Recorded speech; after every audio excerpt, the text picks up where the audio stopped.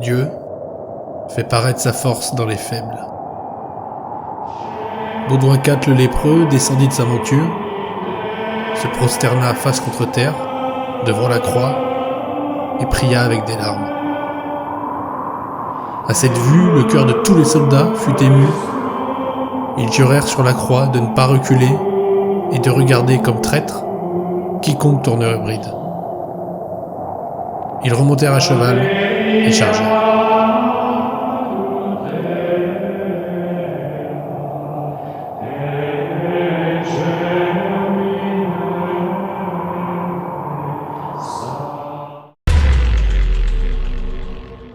À l'issue de la première croisade, en 1099, plusieurs États latins d'Orient sont créés.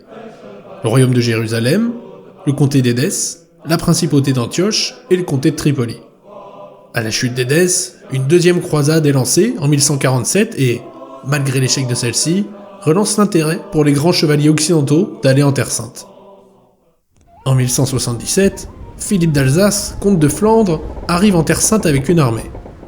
À cette époque, le royaume de Jérusalem et l'empire byzantin projettent de s'allier pour organiser une campagne commune contre l'Égypte, gouvernée alors par Saladin.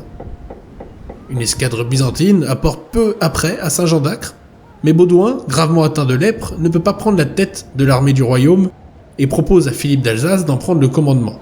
Celui-ci refuse, prétendant qu'il est venu à Jérusalem pour faire ses dévotions et défendre le royaume et non porter la guerre dans des États voisins. Son refus fait échouer l'expédition et les Byzantins retournent chez eux.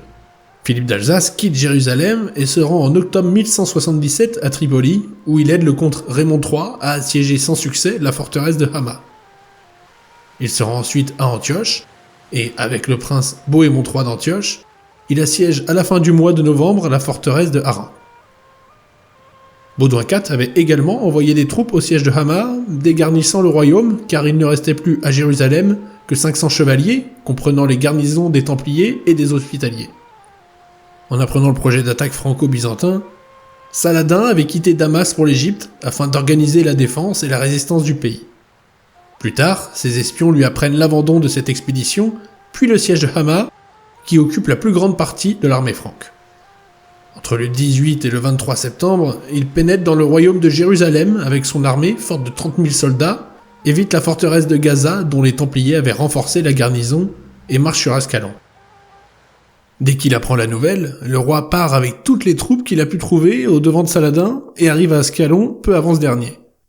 Avant de partir, Baudouin avait convoqué l'arrière-ban du royaume, mais celui-ci est capturé par l'armée de Saladin. Saladin met le siège devant Ascalon. Baudouin tente une sortie, mais doit battre retraite immédiatement. Saladin s'avise que le royaume est sans défense. Il lève le siège d'Ascalon et poursuit sa route vers Ramla, qu'il prend sans aucun mal, la ville ayant été évacuée, et il l'incendie. Ensuite, il assiège Mirabel et Lida. Pensant que la défense du royaume est totalement paralysée, Saladin autorise ses soldats à se disperser pour piller la région, et, ne voulant pas s'encombrer de prisonniers, en fait égorger un certain nombre. À Ascalon, Baudouin IV décide de tenter le tout pour le tout. Malgré son infériorité numérique, il demande à Eudes de Saint-Amand, maître de l'ordre du Temple, retranché avec 80 Templiers à Gaza, de venir le rejoindre.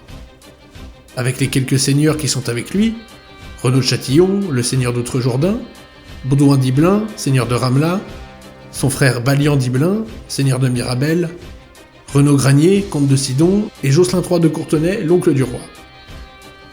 Il dispose d'une armée de 500 chevaliers et de quelques milliers de soldats.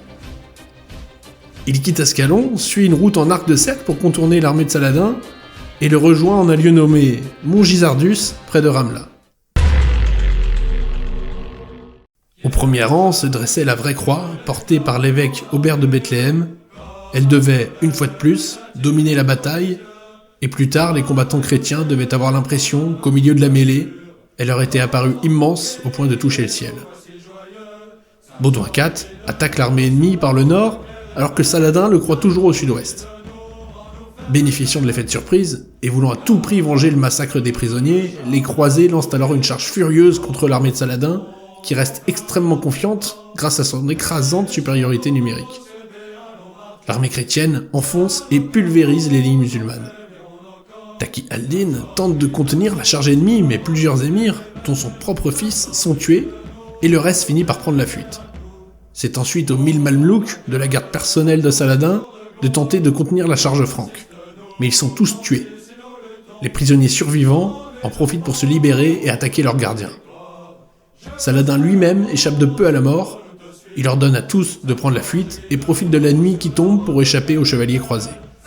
Les musulmans, qui pensaient d'abord les étouffer sous le nombre, perdent contenance devant la furie franque. Le livre des deux jardins décrit l'assaut ainsi.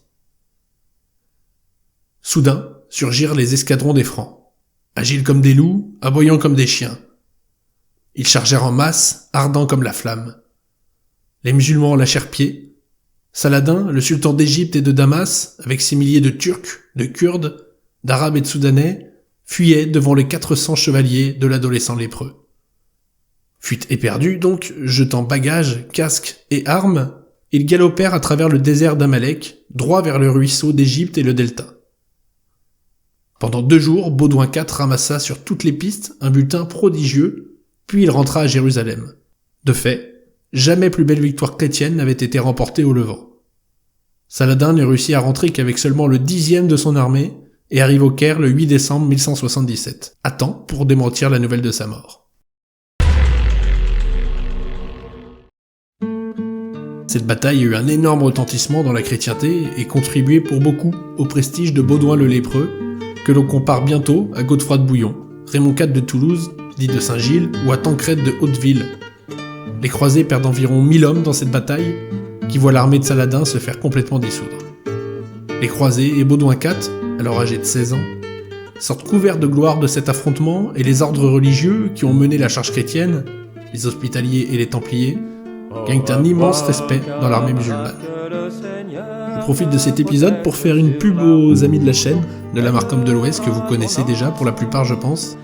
Ils ont plusieurs prototypes, notamment un t-shirt Raymond de Saint-Gilles, donc je vous laisse aller voir ça avec le lien dans la description. A bientôt sur Résistance Historique. Camarade, que le Seigneur te protège sur la route où veilleur à ton vent. Que la Vierge te montre le